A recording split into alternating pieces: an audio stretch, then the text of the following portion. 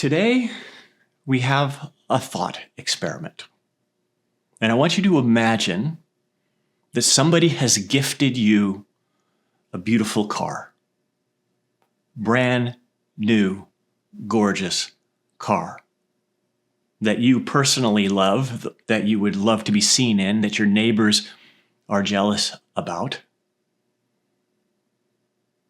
But the car is peculiar in that, unlike every other car you've ever driven, the pedal on the right is not the accelerator, and the pedal on the left is not the brake.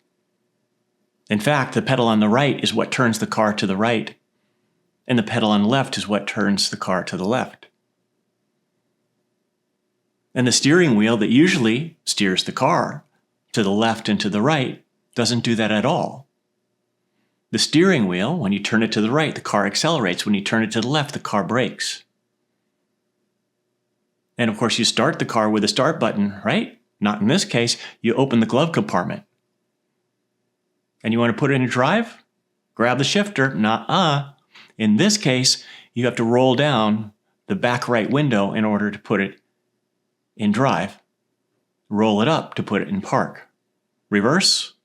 It's the front right mirror that you need to adjust. Now, imagine, if you will, this car was gifted to you. And of course, there's no instructions. There's no manual. It's just sitting there in your driveway. And how would you ever learn to drive it? And of course, if you're like most people with a little bit of persistence and some curiosity and experimentation, over some amount of time, you'd figure it out. And you would retrain yourself to be able to go left and right with the pedals and go faster and slower with the steering wheel and all of that. And it would become second nature over time. But now, imagine things slightly differently. Instead of being curious and experimental as you try to figure out how to work your new car, you insist that the car functions the way that every other car does. You insist that the pedals accelerate and stop you. You insist that the steering wheel steers you to the left and right. You insist that the start button is what starts the car, and then the shifter is what puts you into and out of gear. How much success do you think you would have then? And of course, the answer is you would have zero success. Because you're insisting that one model of reality is true, while another model of reality is really true. And so you would remain stuck and frustrated forever. And so why are we talking about this?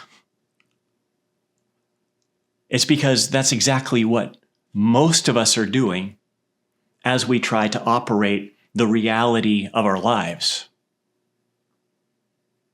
Almost all of us have been taught one model where we control things and we get what we want and we become successful and we arrive at some level of happiness and fulfillment by controlling things outside of us. Get the right kind of education, get the right job, meet the right people, marry the right person, get the right house, live in the right neighborhood. Get all of those things right, and that's the lever that will get us to success or whatever it is that we want. But what if it just ain't so? What if reality works differently? And that the outside isn't what controls the inside, but the inside, namely our thoughts, our beliefs, our assumptions about what's true, what if it's that controls the outside? And what if you insist it's the other way around? As so many of us do. And of course, the answer is you would get relatively nowhere. Sure, accidentally, you may be wrestling with things outside of you and then hold the right thought inside of you and get what you want. And then you blame it on your external effort, which is completely not the case. something that psychologists call fundamental attribution error, by the way. So it's here that we come to the invitation. And that invitation is to, pay attention, to be curious about what are the actual levers that are creating results in your life.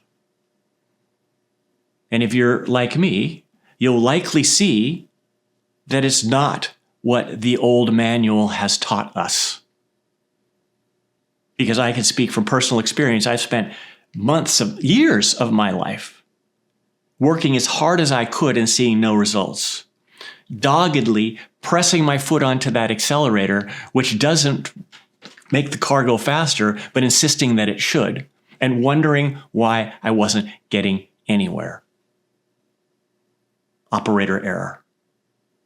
Using an old model, an incorrect model of how reality works to try to control reality, ending in failure, frustration, irritation, and sometimes worse.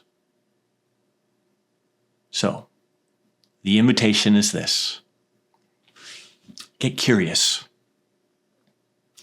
And don't insist that that old manual is correct. Because as you move through your life, pay attention to the thoughts you hold, the beliefs you hold, the assumptions you hold, and what shows up. Look at the connection.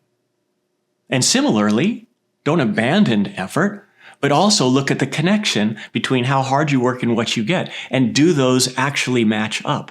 And I think you'll be surprised at what you see. And of course, be careful for that fundamental attribution error in which it may look like your effort is producing results when it's really your mind. So give it a shot. Let me know how it goes. I'd love to hear in the comments. And until next time, go have some fun.